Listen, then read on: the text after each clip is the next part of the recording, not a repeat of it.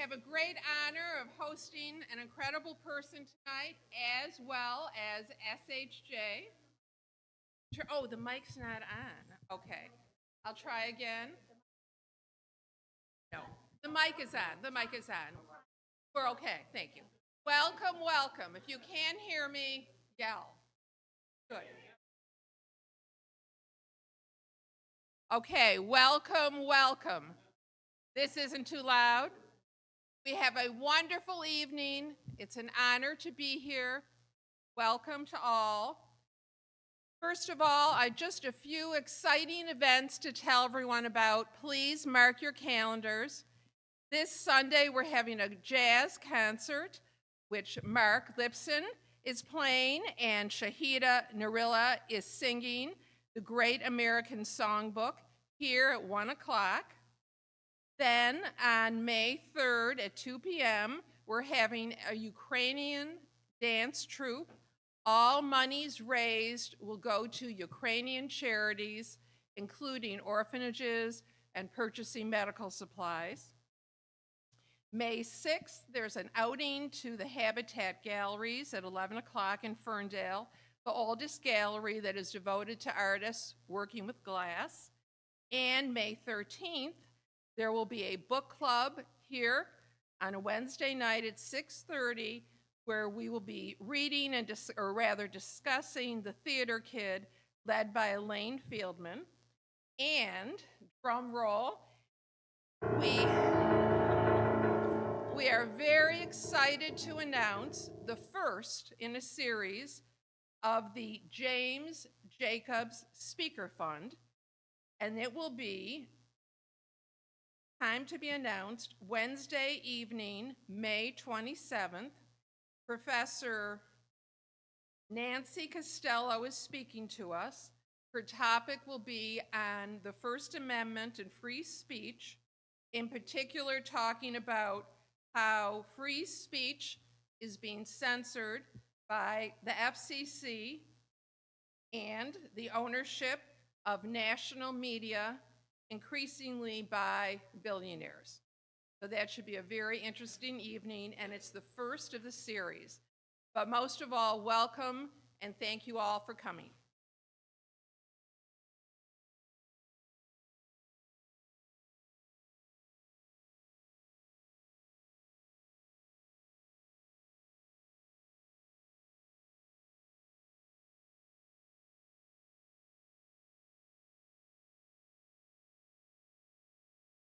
And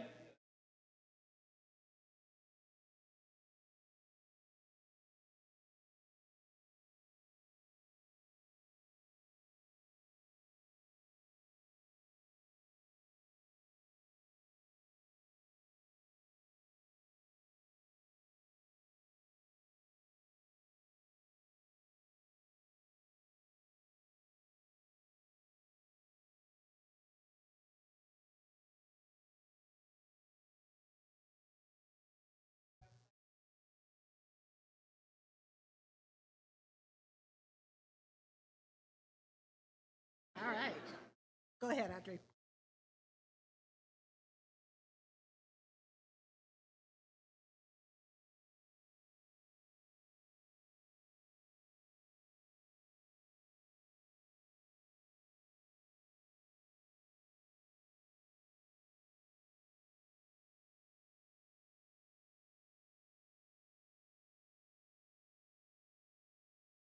Thank you, everyone. Shabbat Shalom.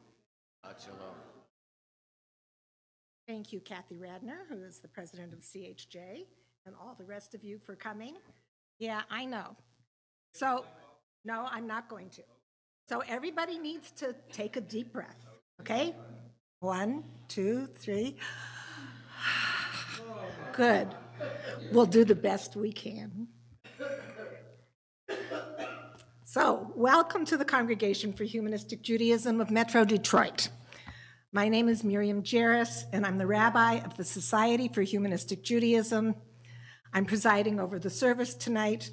I want to thank you and all of the members of CHJ for hosting this weekend of the SHJ board for us. I am so pleased to welcome the members of the Board of Directors of the SHJ, and we are delighted to honor Randi Weingarten, President of the Association of the Federation of Teachers, as the recipient of the Jews for a Secular Democracy Constitutional Defender Award.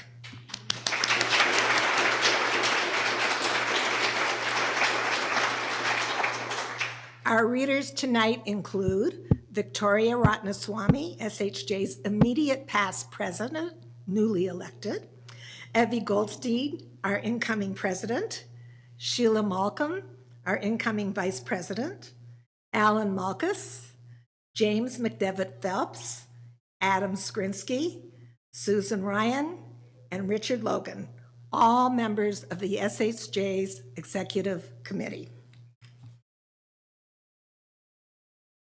Ready for the first slide. Arthur, we're ready for the first slide. First slide. See, I can talk loud. Light has long been our people's symbol of hope and renewal, a reminder that even in darkness, we hold the power to bring light into our lives and the world. We welcome Shabbat with light, filling our homes and communities with warmth, peace, and a sense of purpose. May the glow of our Shabbat candles remind us of the strength we carry within and the responsibilities we share with one another. May their light bring joy to our hearts and clarity to our minds. As the flames rise, may they inspire us to act with courage, compassion, and urgency, bringing light to those who need it most. And I happily welcome Paul Golin, the Executive Director of SHJ, Katie Ryder, National Director of the Jews for a Secular Democracy, Nomi Joyrich, Michigan Director of JFASD, and our honored guest, Randi Weingarten, to come forward to light the Shabbat candles.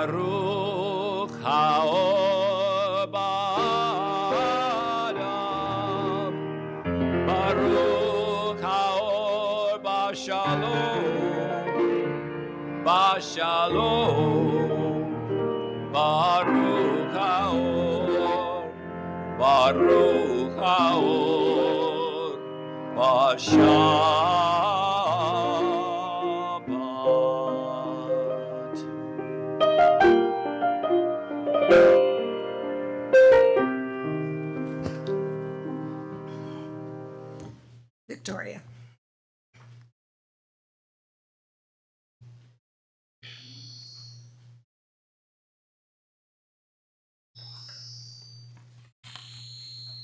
Our ancestors hallowed the Sabbath day. In dark times, it was a refuge for them, and in times of prosperity, it gave them rest and joy.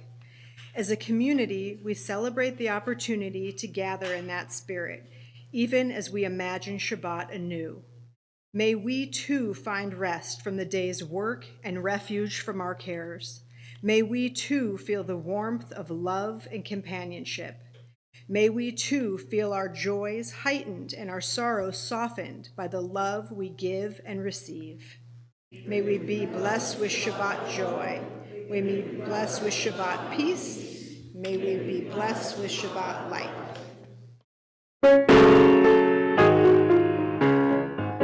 Lachuna ranana, lachuna ranana, lachuna ranana, la Shabbat. Lachuna ranana, lachuna ranana, lachuna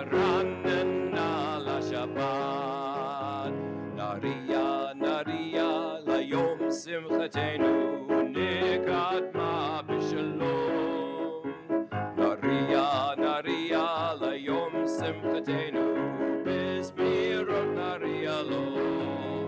לחון רננה, לחון רננה, לחון רננה לשבת. לחון רננה, לחון רננה, לחון רננה לשבת.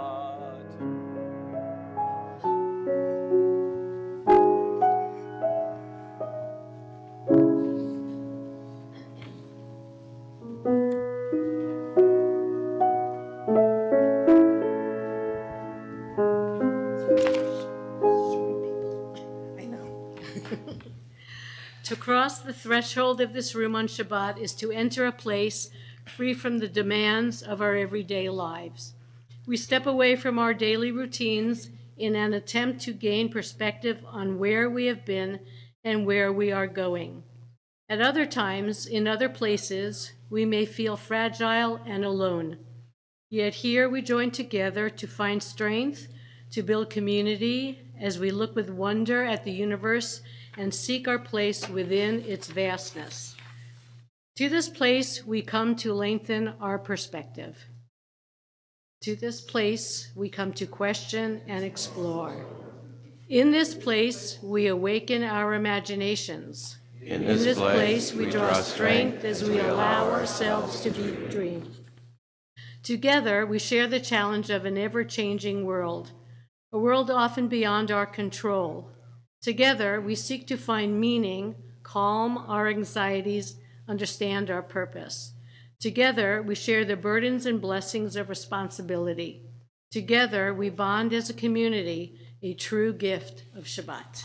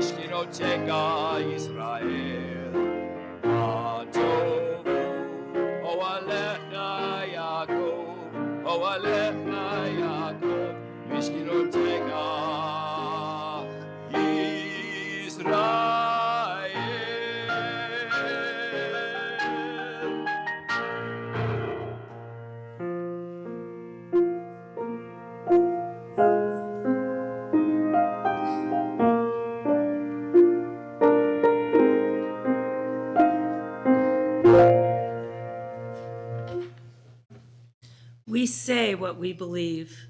We believe what we say.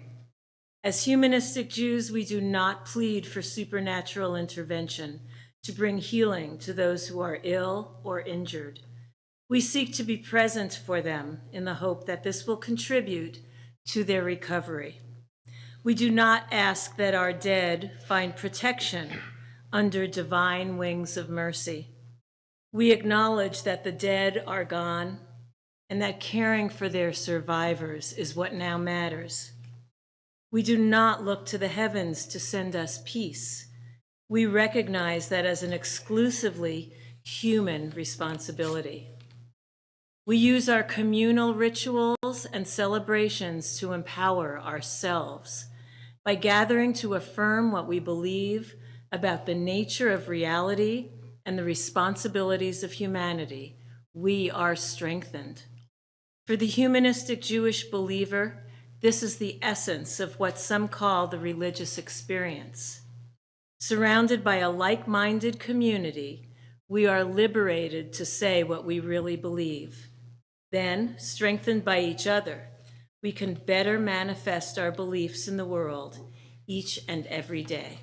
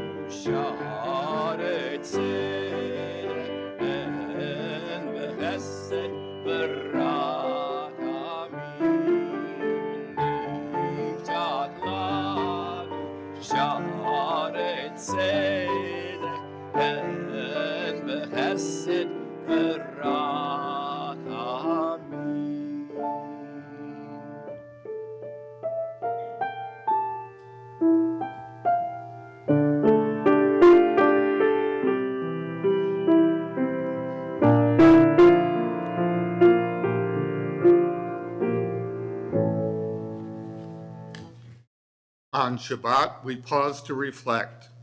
Where is my light? The light that carries me forward, that brightens my path, even in uncertain times?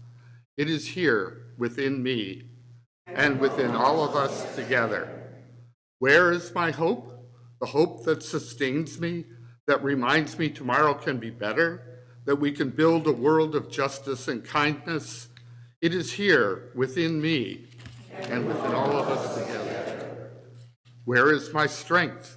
The strength to stand firm in my values, to face difficulties with courage, to reach out a hand to another. It is here within me and within all of us together.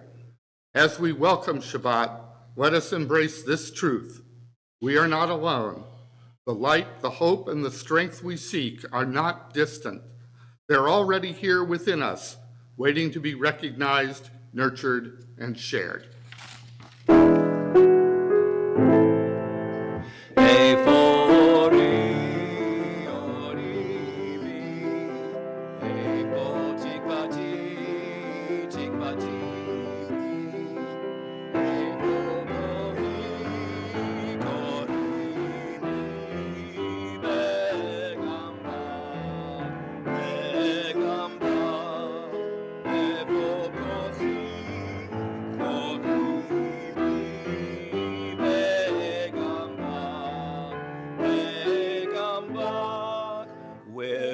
My light is in me.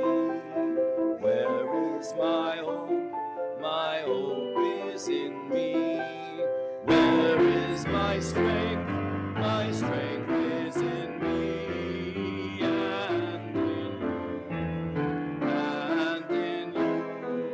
Where is my strength? My strength is in me.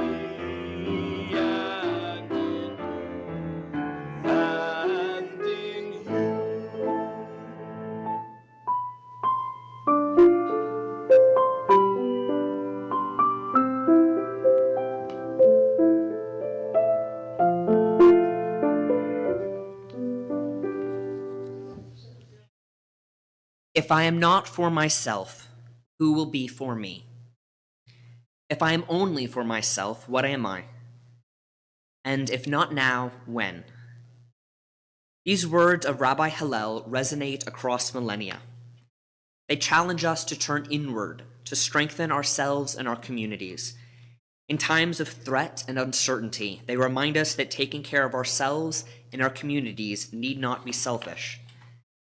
Yet Rabbi Hillel reminds us that turning inward cannot be our entire story. It is but the beginning of a greater call, a foundation upon which we can build our connection to others.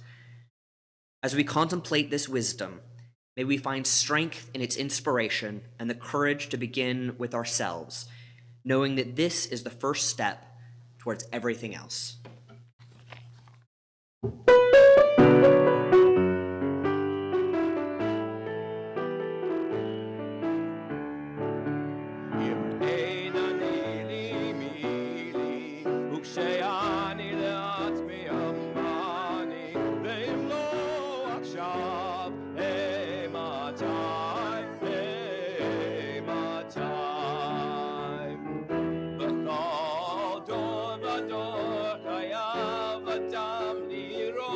עצמו כאילו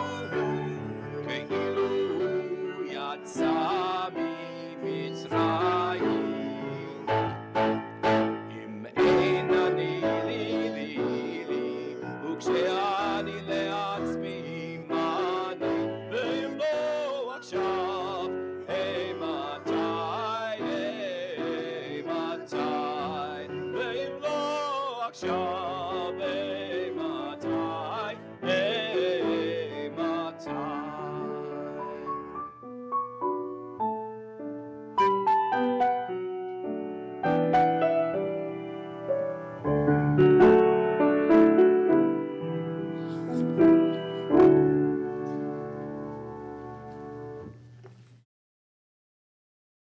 Rabbi Tarfon said, "You are not required to finish the work, but neither are you free to desist from it."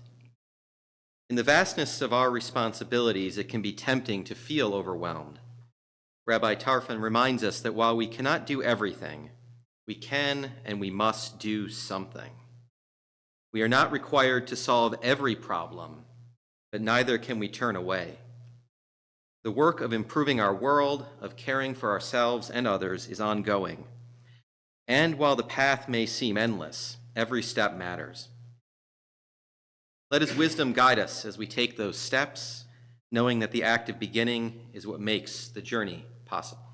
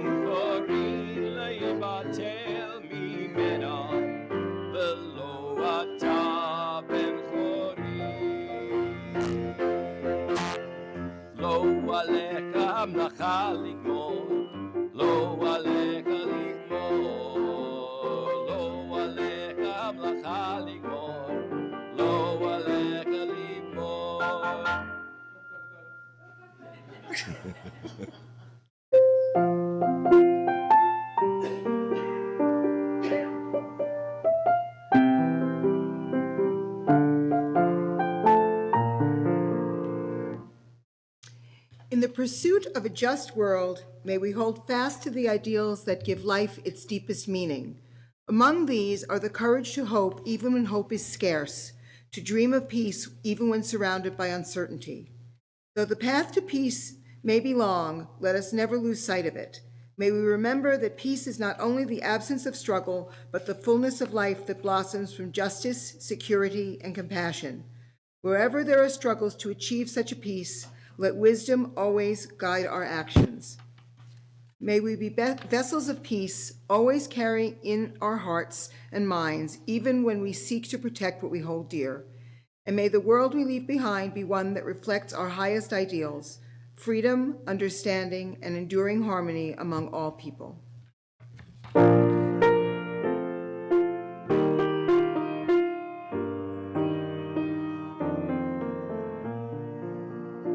נעשה שלום, שלום בעולם. Nase shalom aleinu ve'akol ha'olam ve'imru shalom. Nase shalom aleinu ve'akol ha'olam imru shalom.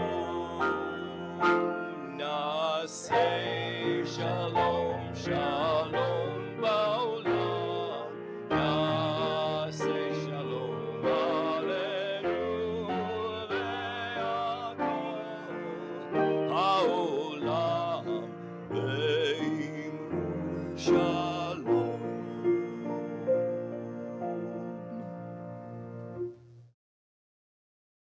In this community, where we find strength and common purpose, we turn our minds and hearts towards all those who need our love and support, those who are ill, those who suffer pain of the body or spirit, those who are lonely, and those who have been wronged.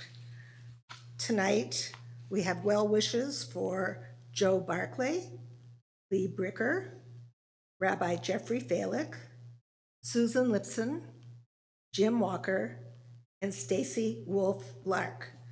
And if you would like to share the name of someone who is in need and would benefit from our good wishes, raise your hand. I'll start here and go through. No. Thank you.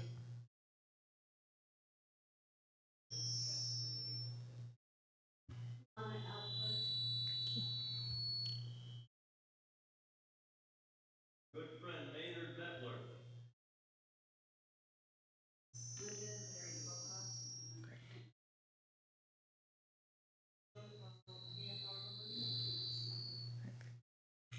Adam.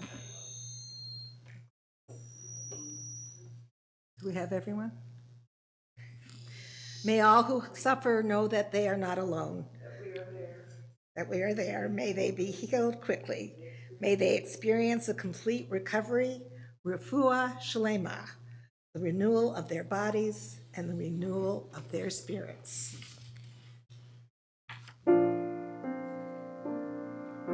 Makom hakoach betochenu, Mekorot habracha mevrotenu. May the source of strength that dwells so deep within us help us find the courage to make our lives a blessing, and let us say Shalom. Makom hakoach betochenu, Mekorot habracha mevrotenu. May those in need of healing know refuah shlema, the renewal of body, the renewal of spirit, and let us say Shalom.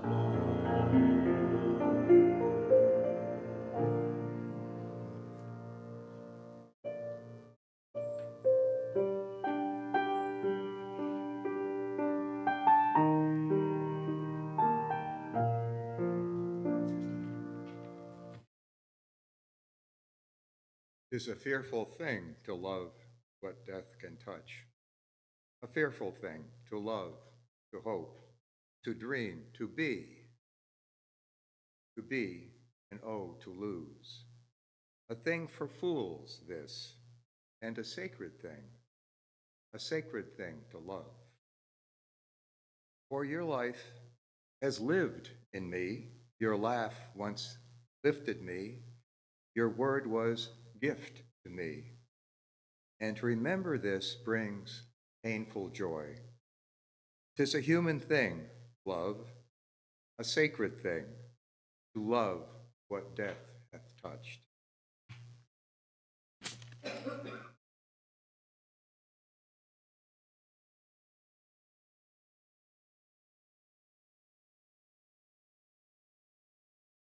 As our thoughts now turn to those who are no longer with us, we remember our loved ones, those whom our friends and neighbors have lost, the martyrs of our people whose graves are unmarked, and those of every people and nation whose lives have been a blessing to humanity.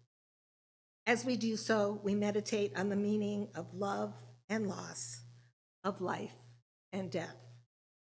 We recall now our loved ones whom death has taken from us, those who died at this season in years past, and all those whom we have taken into our hearts on our own. We remember with love recent death of Stephen Stern, and those whose yahrzeit appears this month, William Asen, Max Ellenbogen, Sarah Curlin Friedenberg, Lila Breyer Liederman, Celia Meisner, Bruce Mumbrue, Michael Scala, and Richard Slade. And if you would like to share the name of someone who has died recently or you are remembering tonight in your heart, I'll start on this side if you would raise your hand.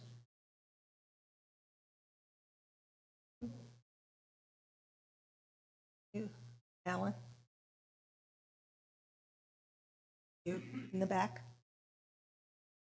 Thank you. Susan. Thank you. James. Am I missing somebody over here? I got you. Robert.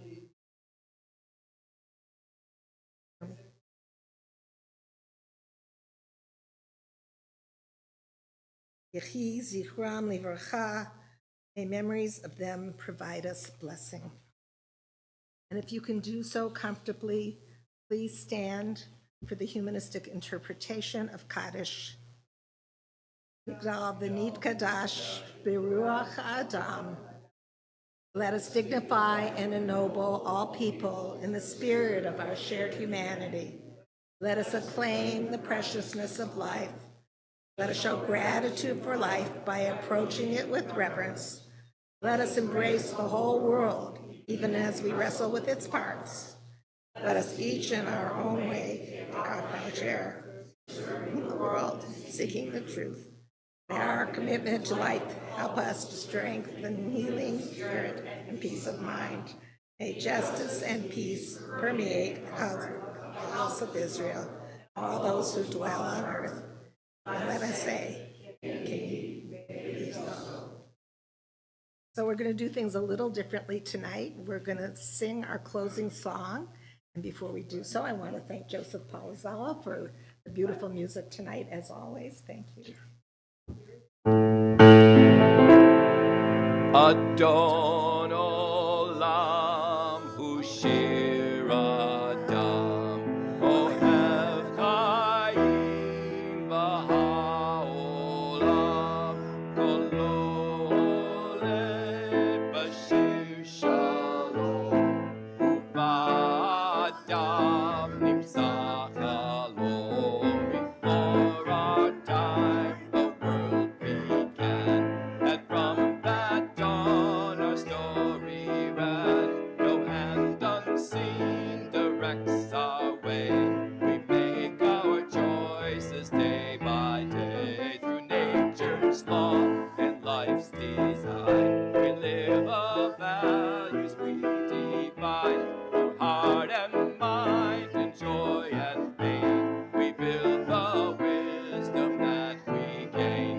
Adon olam, that song are we, our world steered by humanity. Our love of life stirs songs of peace within us all, such dreams increase. Adon olam, shir adam, ohev chayim b'haolam, kolo ole b'shir shalom, u'b'adam nimtzach halom. Our thanks to Rabbi Jeff Kalick for revising the Adon Olam for us so that we can sing with our memories in our new words. And now I'd like to call upon Paul Golin and Randi Weingarten and whoever else is participating. Just you? Okay.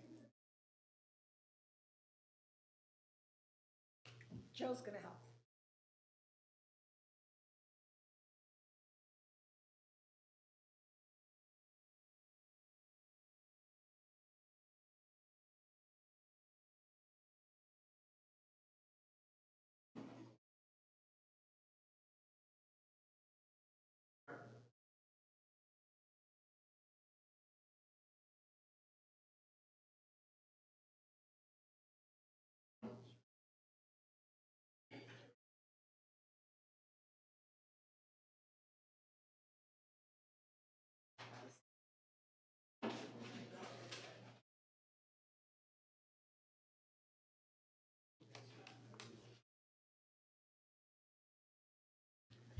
Shabbat Shalom. My name is Paul Golin, and I'm Executive Director of the Society for Humanistic Judaism and also Assistant Stage Furniture Mover. Jews for Secular Democracy is Humanistic Judaism's pluralistic social justice initiative, which seeks to bring diverse Jewish perspectives to the separation of church and state and activate the Jewish community to defend First Amendment religious freedoms.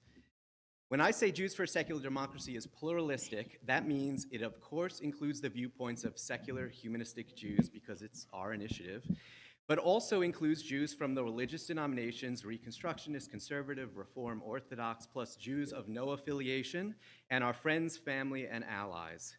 The diversity of approaches just within Judaism, let alone among all religions in the United States, is exactly why we are all better protected when our government is not basing policy on one religious approach over all others or religion over non-religion. And this is true for so many of the issues we care about, including LGBTQ equality, reproductive rights, and public school education free from religious indoctrination. Today, it is my great honor to present our Jews for Secular Democracy Constitutional Defender Award to Randi Weingarten.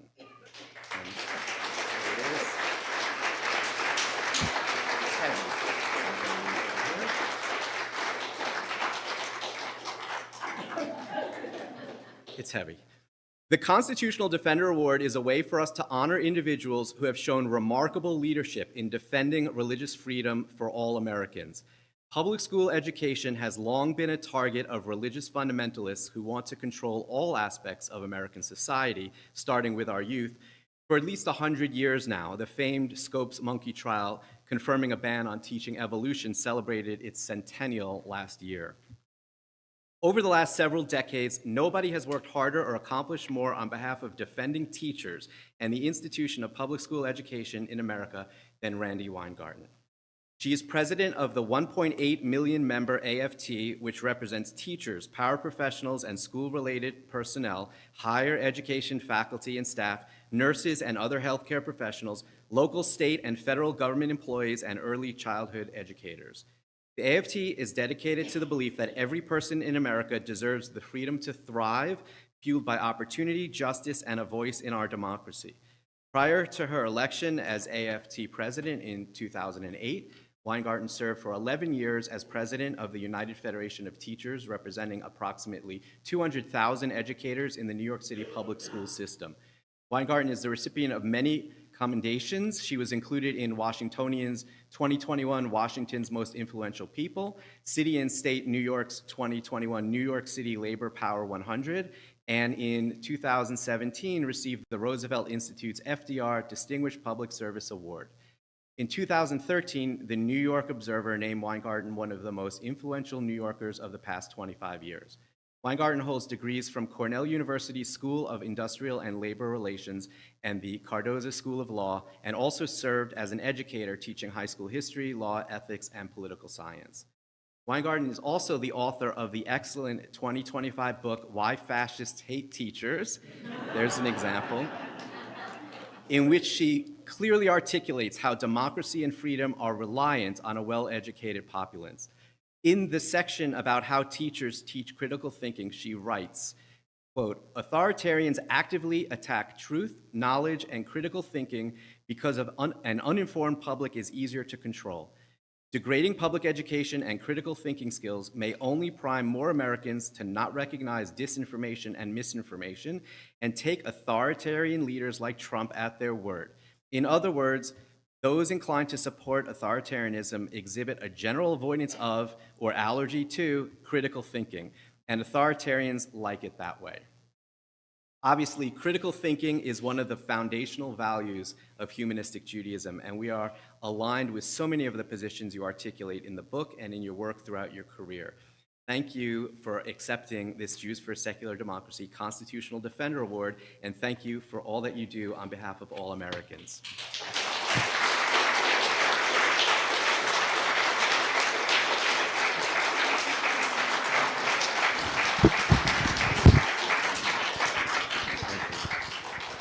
All righty.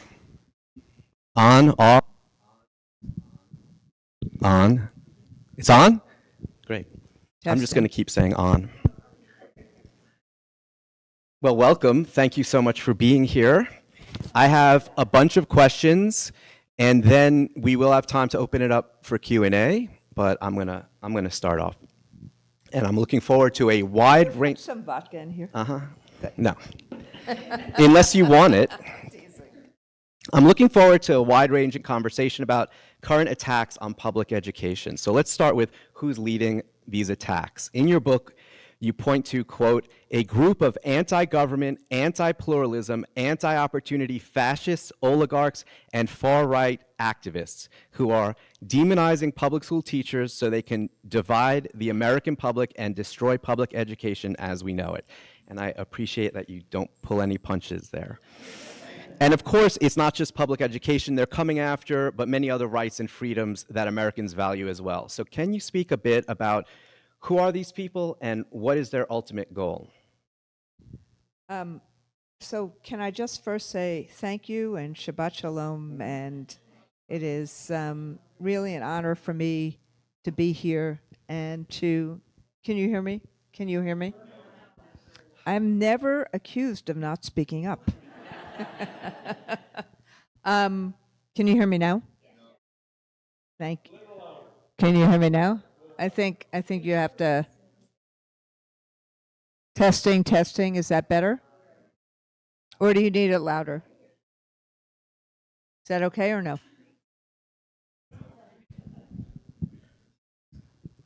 Can you hear me? Can you hear me now? Better? Okay, I'll try to kiss the mic. So I just really wanted to say, for those of you who don't know, I'm actually married to a rabbi. I spend a lot of Friday nights, or when she was the senior rabbi at Congregation Bet Simchas Torah in New York City, I would try to do everything I could to be in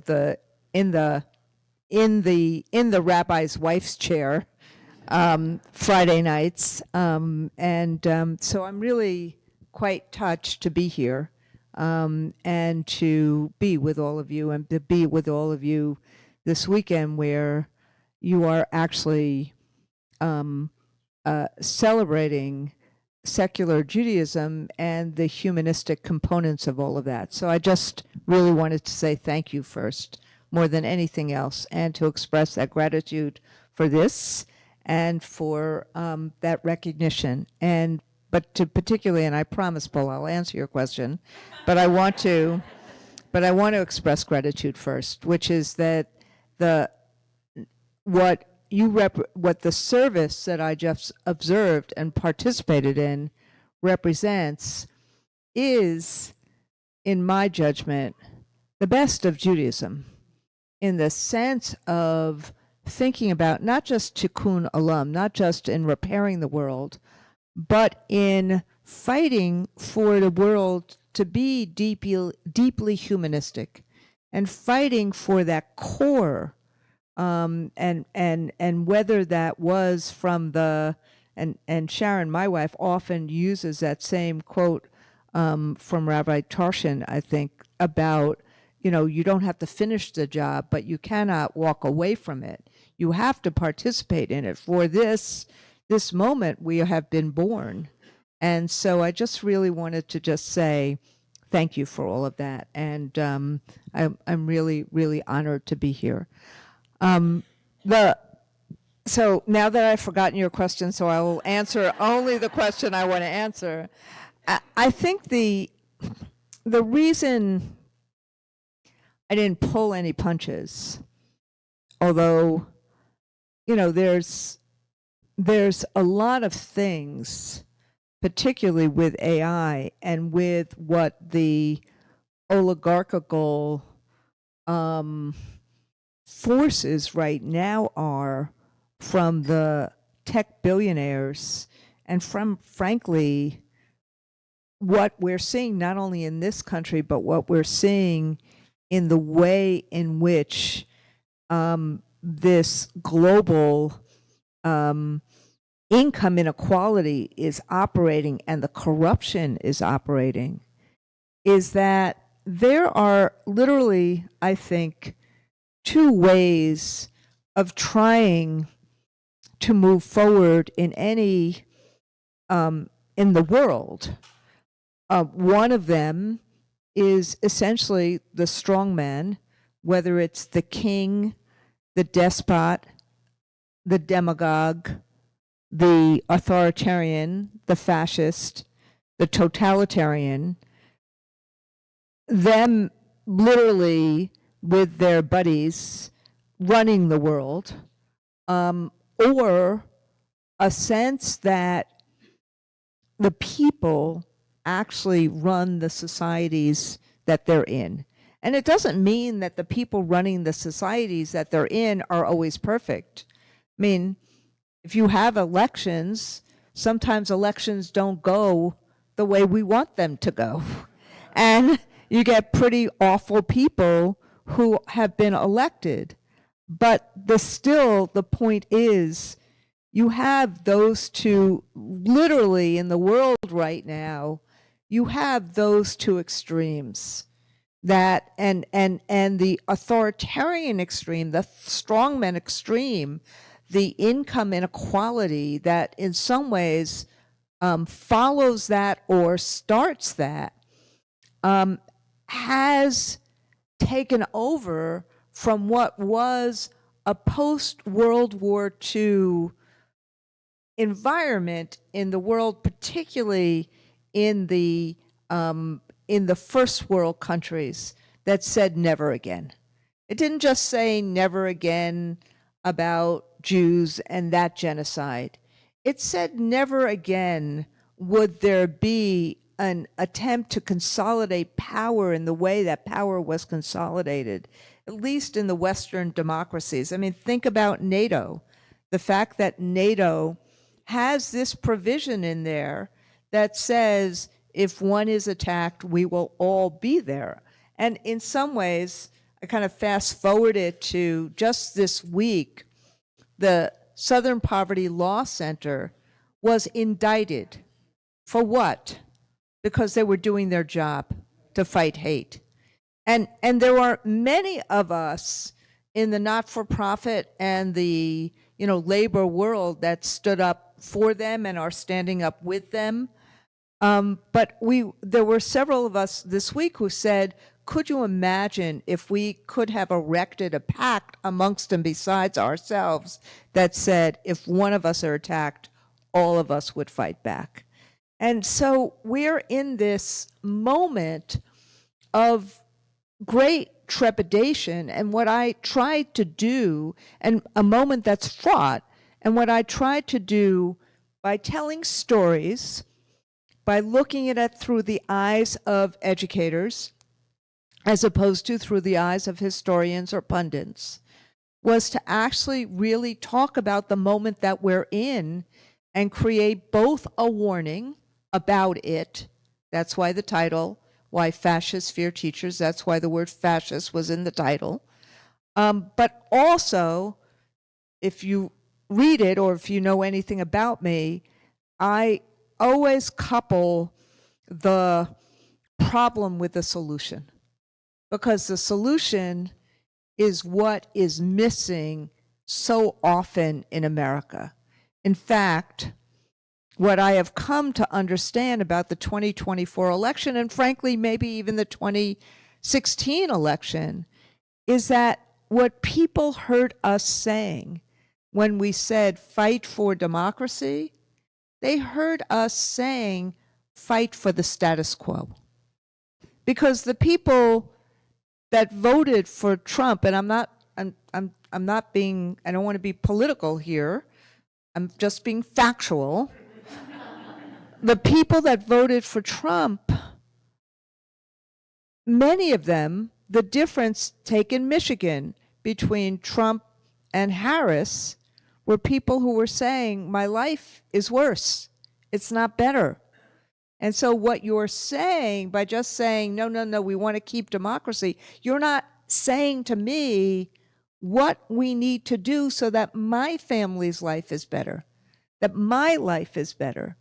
And so what happens in all of this, whether you call them oligarchs or the ultra billionaires, I mean, look at what Elon Musk has done in the last few days.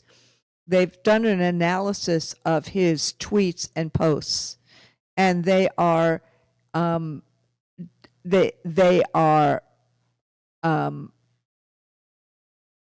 most of them, I think that he had like 80%, I don't remember the specifics right now, but a disproportionate amount of them are essentially racist.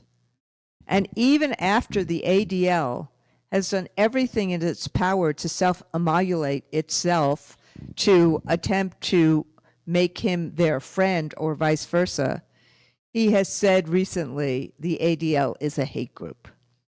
I mean, so you think about the richest person in the world and what he is doing, and then go back to Ford and what Henry Ford did. And so there's a combination here of billionaires or millionaires in thinking that they own the world without the kind of check and balance, wanting between him and Thiel and AI, wanting to basically have a surveillance state and what they would do with it. And so that is fascistic behavior. The saying that, you know, that there is a, you know, entity in his view. If you look at his tweets, he'll say over and over again, white people have been oppressed, that there should be, that there's, that, you know, he will complain vehemently about things like, I don't know, Social Security, you know, diversity, equity, and inclusion. It's not terribly different than what you hear from white nationalists. It's not terribly different than what you've heard from apartheid leaders in South Africa. I mean, so, and this is the richest man in the world, and who is about to get from Donald Trump a huge ability to take SpaceX to be worth 100 times more than what it should be worth on paper. So I wanted to create a warning. But the flip side is this. The system of public schooling, of universities, of a democracy that can work for all, of pluralism, of teaching kids critical thinking, of creating opportunity for all, of lifting all boats. Essentially, what we've tried to do, as imperfectly as we've done it for the last 60 years, but what we've tried to do, that is empowering. That creates agency. And the real question will be, which side will win? That will, and we are in the middle of it.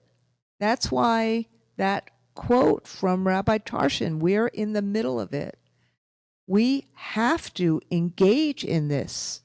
None of us are going to finish this job, but we don't have a right, if we believe, as you all believe, in a better humanity, we have to engage.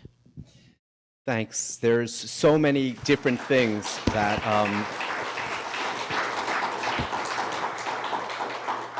there's so many challenges. So since you began touching on it, let me ask you about diversity, equity, and inclusion, which are all three words that I very much believe in and see as positive values. And obviously DEI has been turned on its head. It's this catch-all boogeyman for the far right that has just flipped an understanding of racism as you're describing and set back the civil rights era equal opportunity legislation. Can you talk, and as you also mentioned, that DEI has been kind of a central goal of public education in America historically. It's been an opportunity to incorporate waves of immigrants, including many of our own families, into American society and raise up those who come here with little to nothing.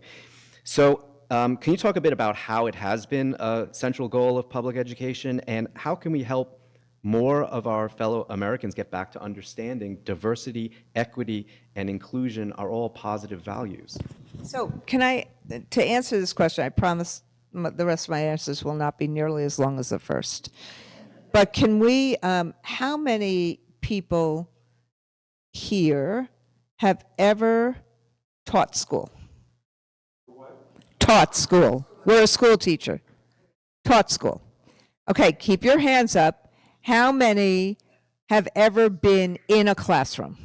In a classroom. Like taught or were taught. So how many, that should be everybody in the room. This is not a trick question. Okay, so for those who taught or for those who were taught, remember the first day of school. First day. I don't care what grade one is in. The first day of school, there is a classroom, and most of the time, there is a diverse group of young people who are in that classroom. You heard me. A diverse group of young people. Every single time you were in a classroom, particularly the first day of school. So what does a school teacher do?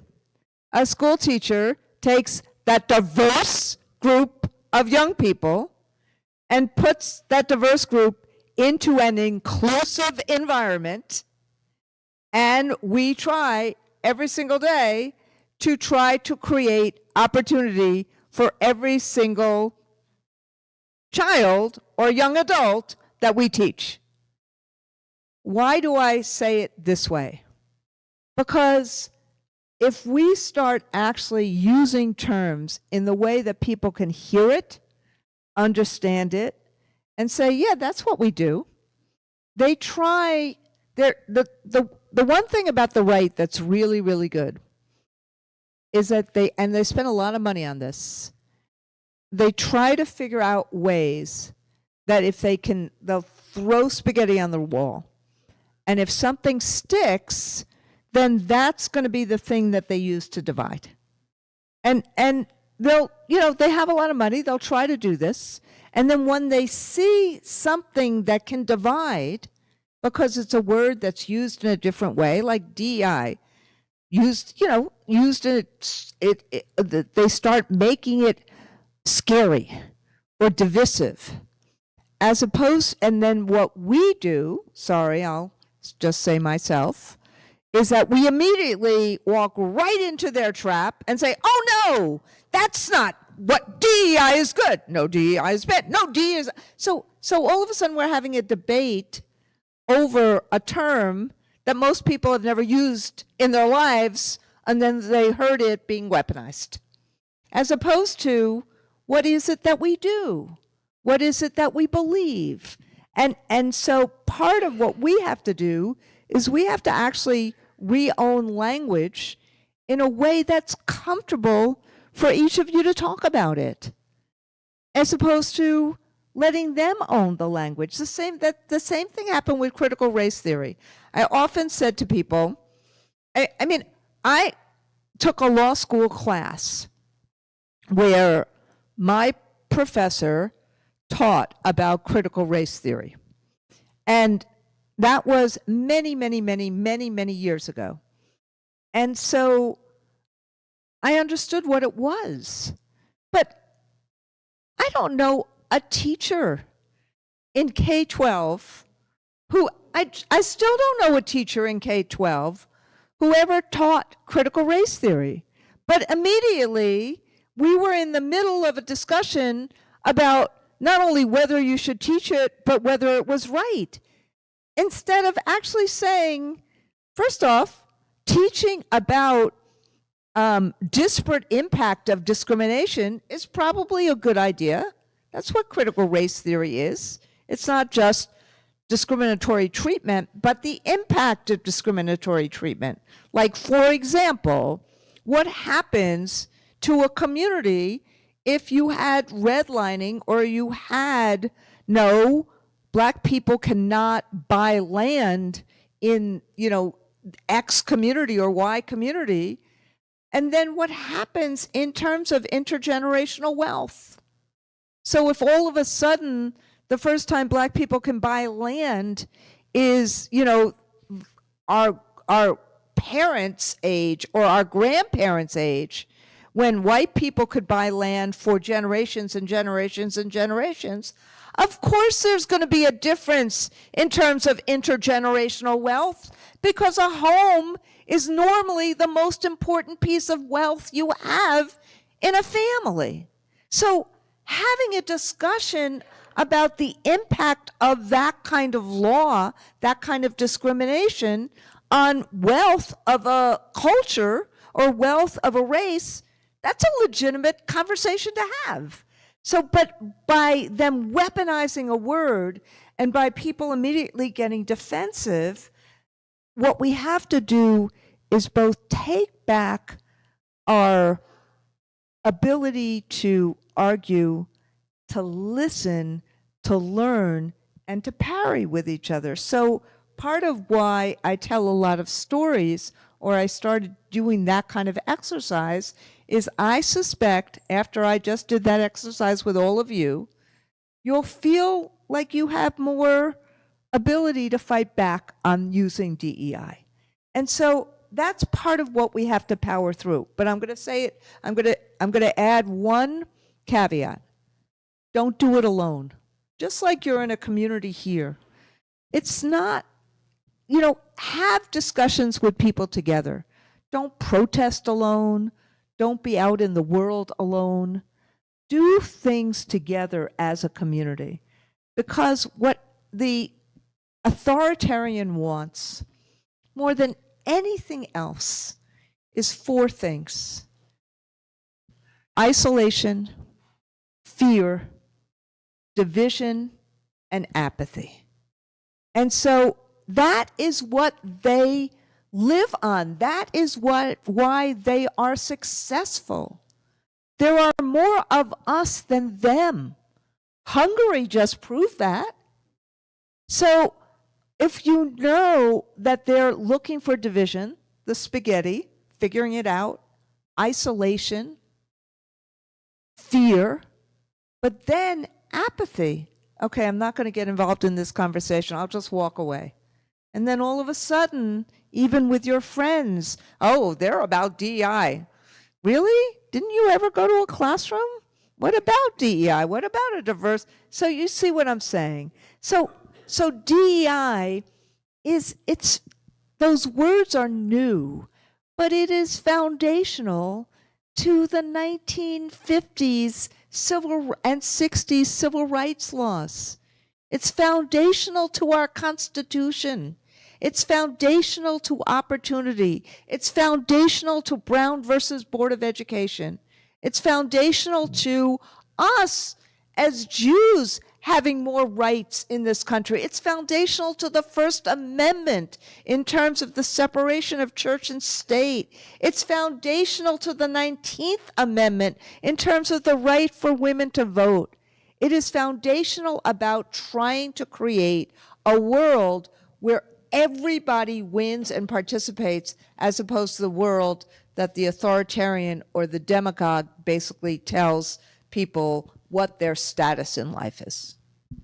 I'm glad you went to critical race theory, which was the DEI of 5 years ago. You know, they're always on to the next thing, and they're so seemingly unified on what that is that you haven't even heard complaints about critical race theory, but they're trying to turn the clock back on all of those things that you just mentioned. Diversity, equity, and inclusion. And inclusion. Yes. So along those lines with critical race theory, you know, it is about American history.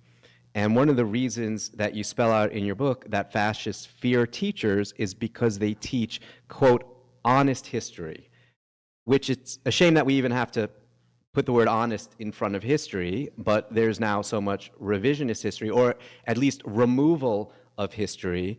And, you know, our initiative has been looking a lot at the book banning that's happening now at an accelerated rate, at the Moms for Liberty phenomenon, curriculum that are being submitted by Prager Institute and other far-right organizations. How do teachers and other school staff, like librarians, handle it? Are they feeling this? And how can we help them push back on that? So first, all help is welcome. Of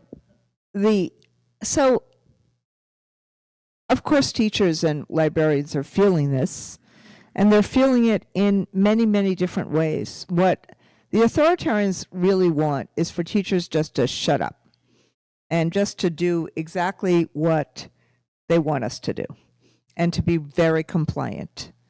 But frankly, to be quite honest, you know, there's been many other times in American history where that has happened too. Like, think about the McCarthy era. You know, it was pretty repressive. I mean, my mother taught in Nyack, New York, in Rockland County. I grew up in Rockland County, New York. I mean, I watched her and her friends being infantilized all the time. So I wouldn't want to say that a couple of years ago was like the halcyon time of public education. It's always been, there's always been issues because what education has to do is we really are the teachers of society and the teachers of the next generation. And we have to actually try and navigate through all of the shoals of everything that society at that moment visits upon children and their families. And so you're always dealing with the cultural issues and societal issues. The difference now versus, I would say, 10 years ago or 20 years ago, or certainly in my lifetime, I wouldn't say McCarthyism, but my lifetime, is that there's an intention to destroy public education and pluralism. There's an intention to actually destroy what public schooling is about. And because all of this stuff is to basically say, oh, public schools are really scary. Oh, look what's in these books. Look what teachers are doing. Look what look how they are calling young people by their nicknames. I mean, I don't know. My real name, spoiler alert, is Rhonda. My nickname is Randi. I was never called Rhonda in my life. With great trepidation, every time I went into a new grade, because when I was 5 or 6, I didn't speak. So with great trepidation, I would go to my teacher my first day and say, please call me Randi, not Rhonda. That's my nickname. If a child comes to a teacher and says, this is my nickname, do you think any of my teachers would have called my parents and said, Oh, this is what she said was her nickname. Should we call her that? I mean, come on. Like, think about what this means. A teacher in Florida got fired for calling the kid the nickname that the kid said the kid wanted to be called. So it's this sense of trying to destroy the way in which we have to create a humanistic society, starting with classrooms. So that's what this is all about. And so my strategy to all of you on any of this is this. If you're in a school district where somebody is banning books, go to the school board meeting, not yourself, but with a group of people. Actually, go to dinner first, or go to dinner afterwards, because go in an attitude where you're the community. Ask to speak. Ask them to do a book club about the book. This is what happened in South Carolina. They did a book club, a really conservative district. It was on 60 Minutes. They did a book club about all the books that somebody was trying to ban. There were like 100 of them. By the time this school board and the community got through with it, 6 books were banned because they engaged in a discussion about this. What's the reason? Why wouldn't we? What's age appropriate? I often say to people when somebody's saying a book ban, I'm like, have you gone to the media site, Common Sense Media, to look at what they say should be age appropriate? So, I talked about a particular book in my book that was banned for a particular reason. It was a book by Robbie Bryce, and it's one of the most banned books in the United States of America. And why did I talk about this one? Because what this book did was it saved a child's life. Because the child, when she saw a discussion in the book about a man fondling his child, she showed that piece, that section to her mom. And they got the dad jailed because of the abuse. That book saved this kid's life. And that book should be banned? So finding ways to actually speak truth to power in a way that power can listen.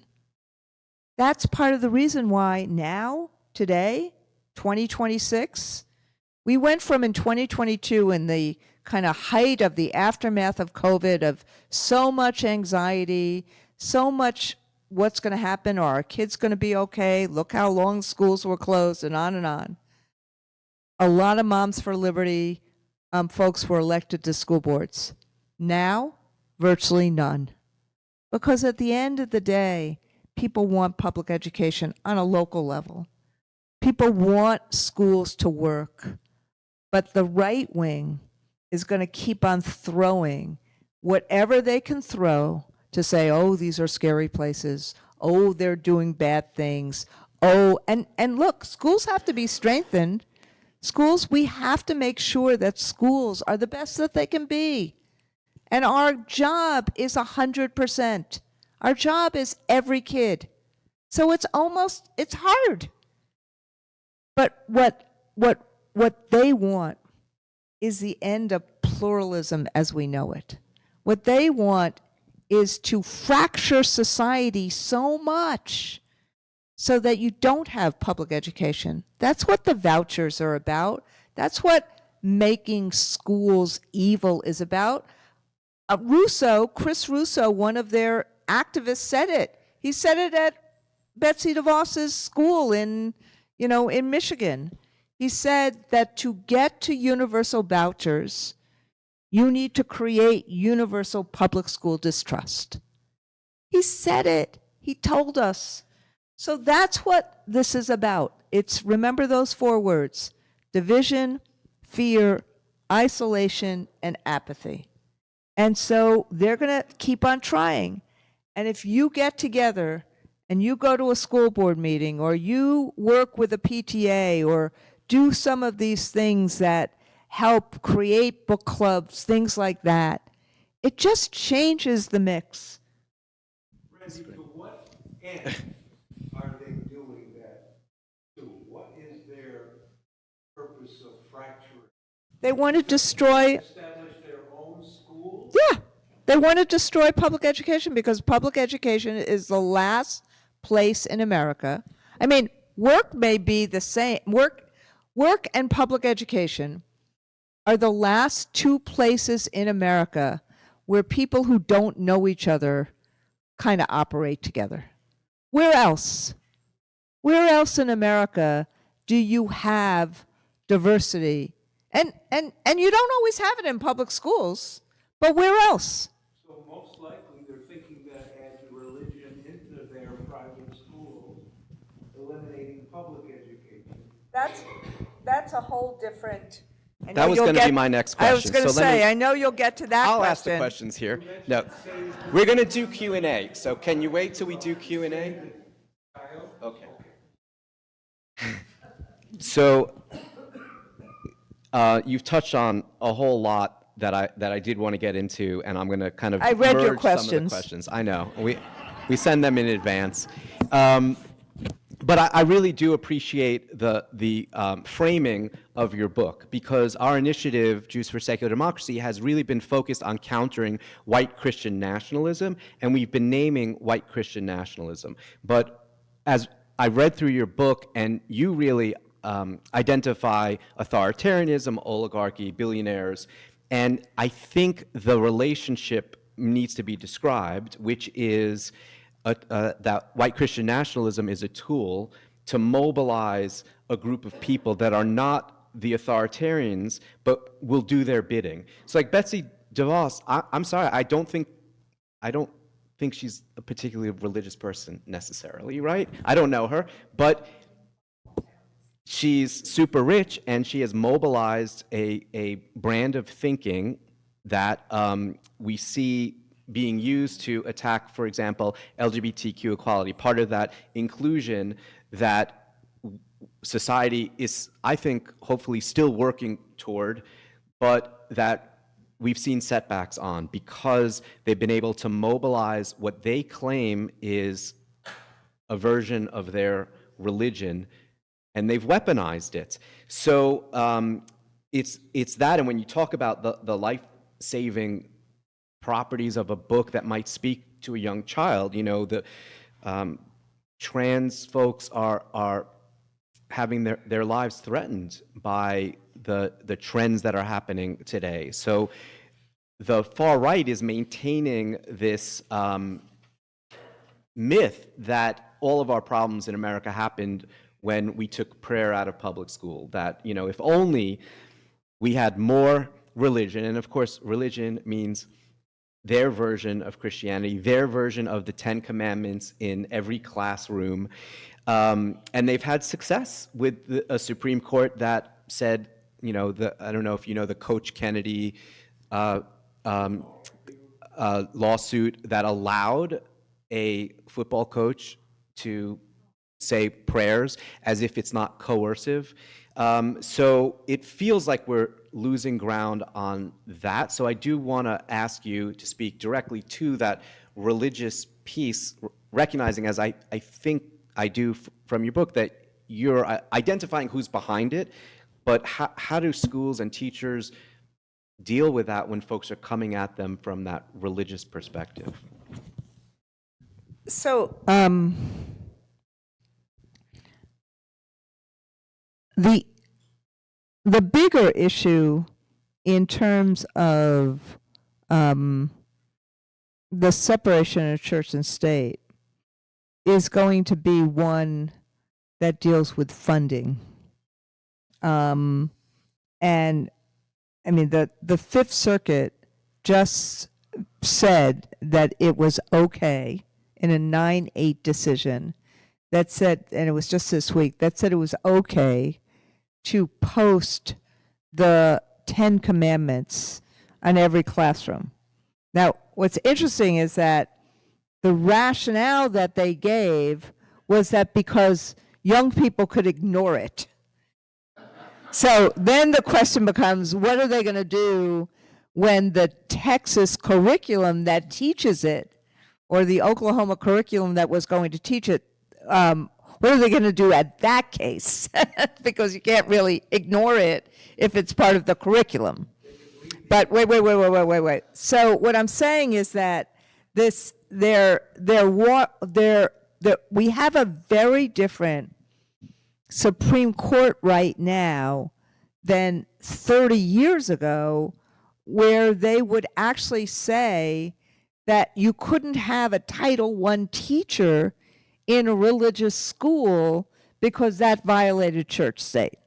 And we used to have all these, non-public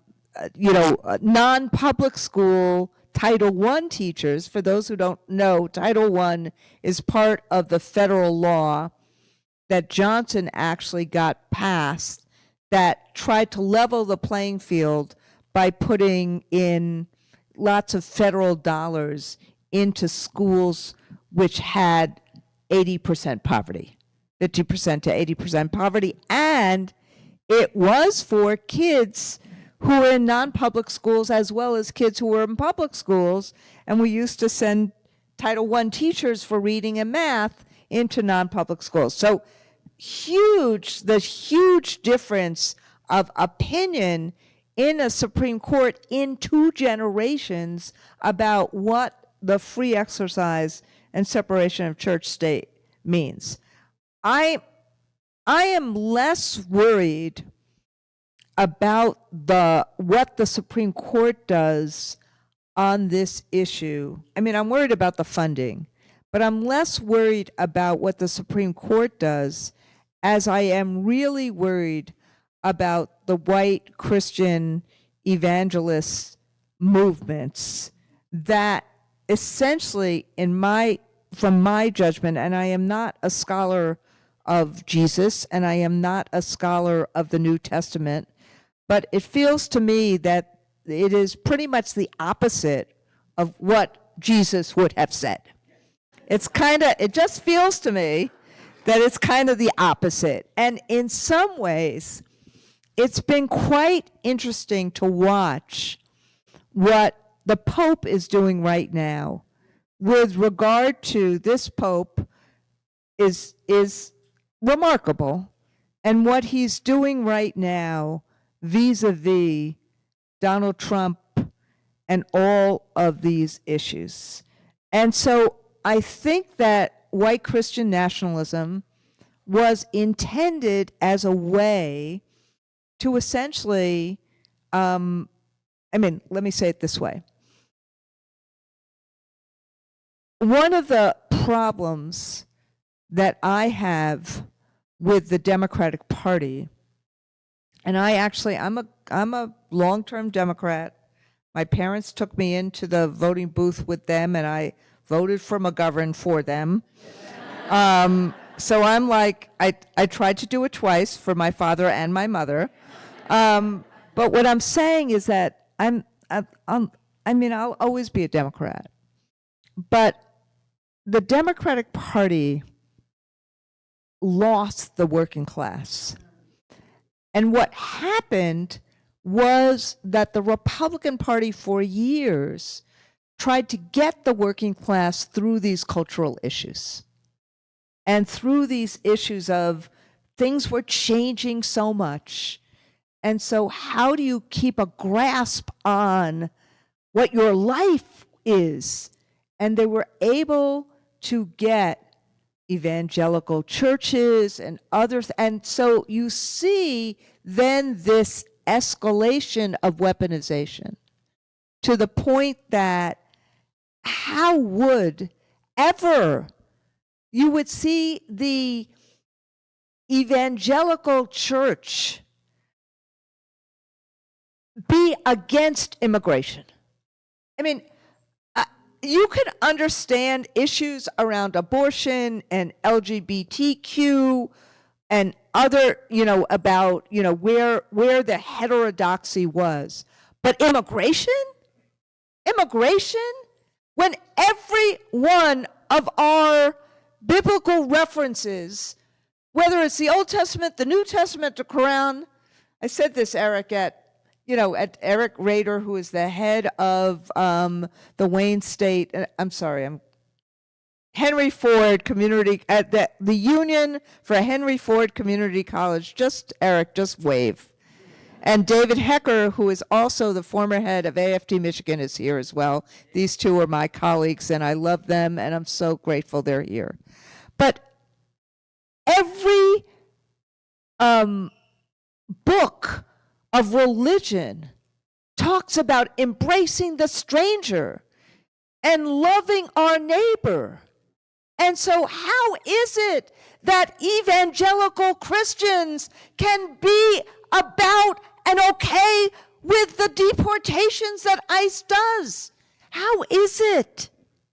But it is that weaponization, and it is that use of Jesus. But look, that's happened to the Jews for 5,000 years. There's always that weaponization. So what we have to try to do is figure out how to get underneath that in communities. So I'll give you one example. I had a very different view of the Mahmoud case than most of my colleagues. And people were really mad at me because we did not file an amicus brief in that case. Sure. The Mahmoud case was the case from Montgomery County,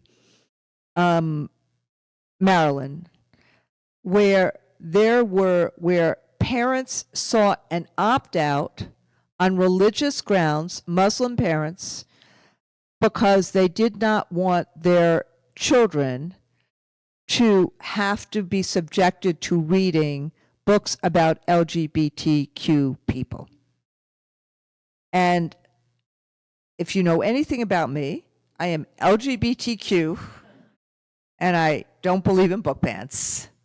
But what happened here? Montgomery County didn't have the conversation with parents about what the curriculum in kindergarten was going to be.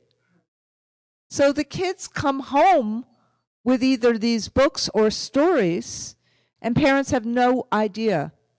And so you have this reflexive, that's not my heritage, that's not what I want my kids to be reading. And so you didn't have any kind of conversation with the parents about this. So bad policy makes bad law. The Supreme Court decision now says there is an opt-out. And there's lots and lots of people that are now opting out of kids ever having to have any kind of exposure to LGBT books or kids or whatnot. We have to find ways, just like the Pope is doing, just like the Catholic bishops are doing around immigration, to basically say, no, this is not dignity. This is not what's in the scriptures. But we have to find ways. You can hear it in every one of my answers. We can't be into fight or flight. We have to be into engagement. If we're going to create a society that believes in the dignity of human beings, we got to figure out how to expand our tent enough that people are with us on these fundamental issues. How do you scale up that? Because I wanted to ask, yes. I wanted to ask a little bit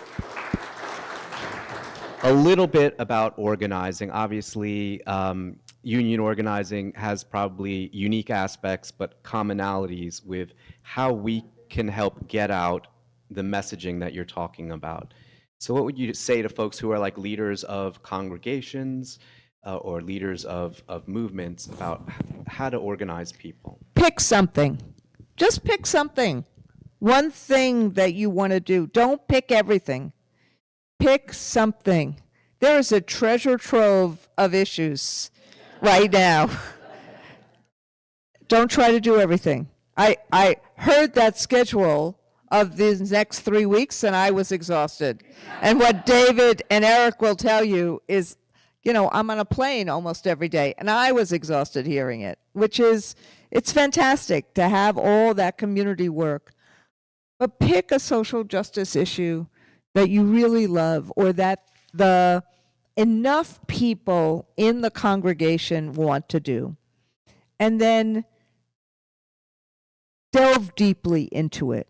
And when I say delve deeply into it, this is what I mean. Bring people together.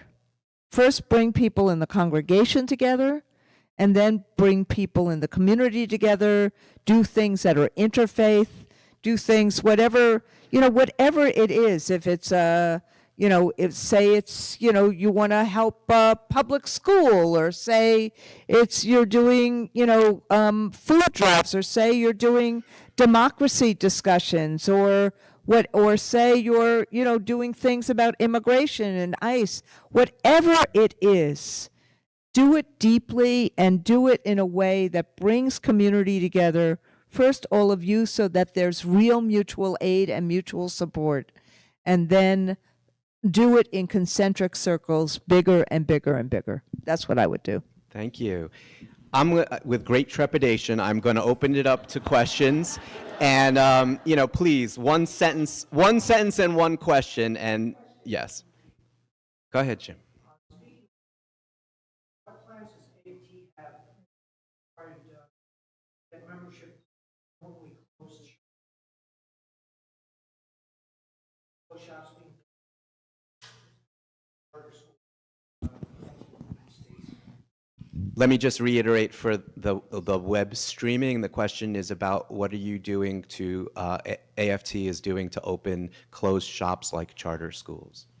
So I just had this amazing phone call today from Stacey Davis Gates, who is our leader in Chicago and in Illinois, who said, I wanted to call you and tell you this great story about a charter school where the board, and the charter school was started by the rapper Common. And the charter school, the board just voted today for a neutrality agreement so that the teachers, that there would not be any anti-union activity. So the board unanimously voted for a charter, for the teachers to be able to organize if they so chose. And why? What do the teachers want? And what does the board now want? They want to come back to the Chicago public school system because they are watching how this school, which they all love, may be threatened because of the lack of funding or the lack of whatever is going on in that particular charter school movement. And they're really afraid and they don't want to lose the school. So they want to come back to the public school system, and the teachers want to be organized, and the board of directors want the teachers to be organized. Now we, the AFT, we are the fastest growing union in the United States of America.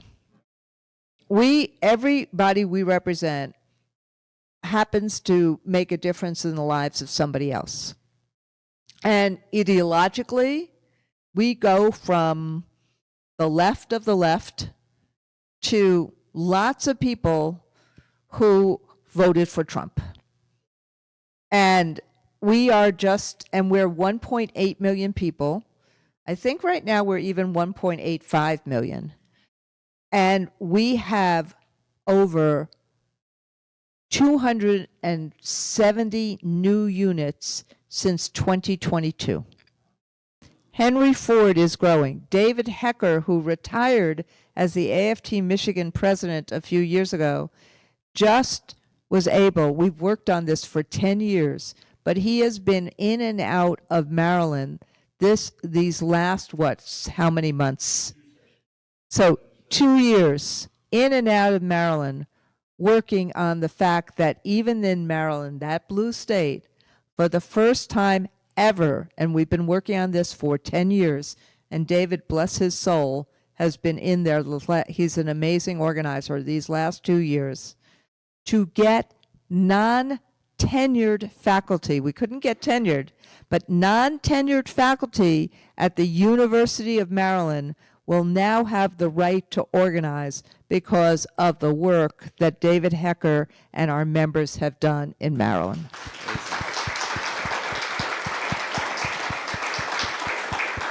Florida, at the very same time, even though collective bargaining is in their constitution, because DeSantis is so anti-union, they actually changed the law this year to say that you have to have 60% membership in a union in order to still have your contract. Still have your contract. So DeSantis couldn't do what Scott Walker did, which was just take collective bargaining away from public sector employees. He had to do it this way because collective bargaining is in the Constitution. So what is happening is that we understand, like the right wing does, that the way in which regular people have any power is one, through education. That's why they're trying to attack it, both K-12 and higher ed. Two, through policy that you get through public officials being elected. That's why they're trying to restrict so much, whether it's the SAVE Act or what Trump tried to do with redistricting. And the third is through economics. And through, most people don't have a contract or any kind of economic rights if they don't have a union. And that is why in the South and all this other stuff that happened was the restriction of unions, the right to work, which was the opposite, the Janus decision, because there is an understanding that when you have enough density, that density, look at what the UAW used to do. Look at what Ruther used to say, that you could win in a contract, you could lose politically. And so what we're trying to do is we're trying to reorganize. But it's really hard. And as I said, when I started as president of the AFT in 2008, we had about 1.35, 1.4 million people. Even with everything that has happened, we are now close to 1.85. And that's because people really, even despite all the obstacles, even despite all the shit that's thrown at me, sorry about my cursing, by, the right wing, by Betsy DeVos, by Pompeo, by others, people want to have some power in their lives. And so hopefully, if we get a new Congress and a new administration, we can open up the labor laws so that people who want a union can have it. We're trying. Oh. One more question. Yes? You are one of my ideals that I admire the most, and thank you for being here. I've been a teacher since 1959. Bless you.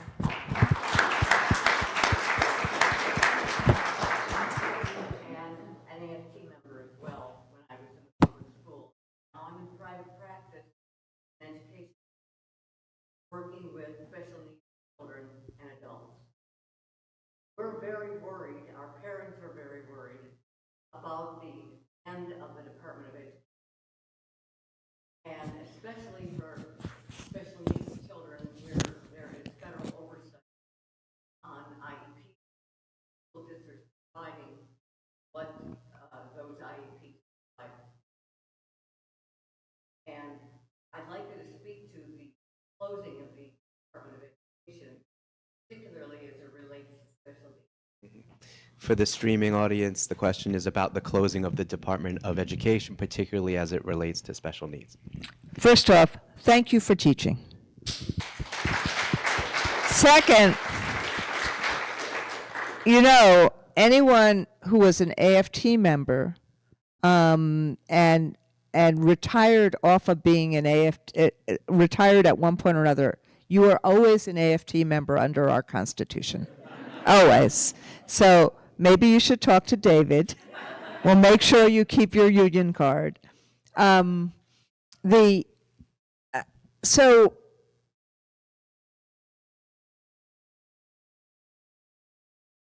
we have tried to do three things right now to protect kids' rights. The public doesn't want them to close the Department of Education, not that they know what the Department of Education does. And, you know, there's a lot of mixed feelings because people don't really know what the Department of Education does, and there's a lot of misinformation. The Department of Education, the Federal Department of Education, doesn't run one school, not one. The Department of Defense actually runs schools on military bases. The Interior Department actually runs schools, you know, on Indian reservations, but the Department of Education doesn't run a school. So all of this is poppycock when Trump says, "Oh, we're not in the no, they were never in the business of running schools." What the Department of Education was supposed to do, what their mandate was, and frankly, Al Shanker, one of my predecessors, used to say, did not want there to be an independent Department of Education. He actually wanted it to stay in health, education, and welfare because he didn't want kids to be political in this way. And the moment that Carter did this in this way, it's always been a target because it's been, you know, it was viewed as the other unit, the National Education Association wanted this separate. But what has happened is it's a political issue for Trump. It's a political issue for Project 2025 because they don't like diversity, equity, and opportunity, and they really don't like children. And they don't want the future of children. If you think about it, I mean, and you think about it, they go after SNAP, they go after Medicaid, they go after education funding. The first thing that, I almost called her Betsy DeVos, Linda McMahon does, is she basically says, we're gonna make you, people who are in college and trying to make ends meet, we're going to make you pay your student loans, and if you don't pay your student loans, your wages are going to be garnished, or something's going to, I mean, it's like we're going to send you to collection agencies. Like, that was the first thing she did. Like, how about the first thing you do is saying, let me go to a kindergarten or an elementary school and see these kids and say, oh, how great you are. No, the first thing they did is say, let's go take higher education students who need student loans and bring them to collection agencies. So you can get a sense, when I say they don't like kids, I mean, I've never seen an administration, Republican or Democrat, that basically has such a negative view on kids and don't even want to try to help kids. Like when Melania went, you know, down the hall in the White House with the robot and said that was the wave of the future. So the goal has to be, we took the lawsuits, we've won 3 really important lawsuits on education. I think I've taken 25 lawsuits in the last 2 years. I've never brought so many lawsuits ever. But this one, we won the one about you can't erase history and you can't change diversity, equity, inclusion. We won that one through the appellate courts, and then they withdrew their appeal. So that one, They have lost that. DEI was the law of the land on January 19th, 2025, and it is the law of the land today. It's just, so they lost that. And then what we also won that's really important is that in the appropriation process on, the federal budget for last year, we won back every dime in IDEA and in Title I. So we won the formulas back, and that's also really important. The case we didn't win, well, we won it to the appellate courts, was that they couldn't they couldn't eliminate the Department of Education. But then the Supreme Court allowed it on its shadow docket to lift the injunction. So what they're doing now, we're going to go back on the merits. The Supreme Court is going to hear the case maybe in 15 years from now. But what happened is once they lifted the injunction, then they could sell the Department of Education off for parts, which is what they're doing. They have not yet moved the Office of Special Needs because there are parents who thankfully, like us, are like, what are you crazy? You're moving that to Robert Kennedy Jr.? Like, really? Like, so so we have been working with a lot of the parent groups to say, so you got madness and incompetence and people who just don't care. And so it's kind of like pick our poison here because they've basically fired everybody. And so what we're trying to do right now is just keep function over form. And that's why by winning the stuff on DEI, they didn't even dare to try to get rid of the funding, most of the funding on IDEA, because there's a whole bunch of MAGA parents with special needs kids. But they will effectively, until there is a new president, make this such a mishmash that we're going to have to try, if we get a Democratic president, we're going to have to try and find a way to rebuild better than we have right now. And so your state still, if you're in Michigan, your state still cares about special needs kids. Whitmer really cares about special needs kids.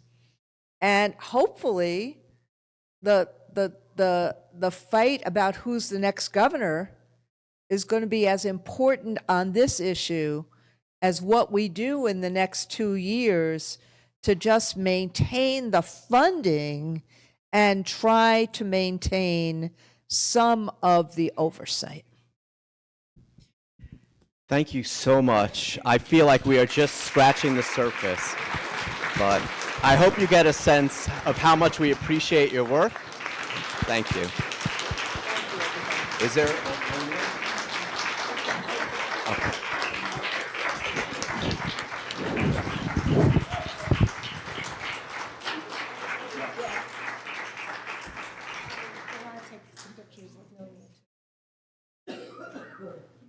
So, dear guests, thank you so much for being here. We do have an ONIC in the social hall, whatever we call that room, family room.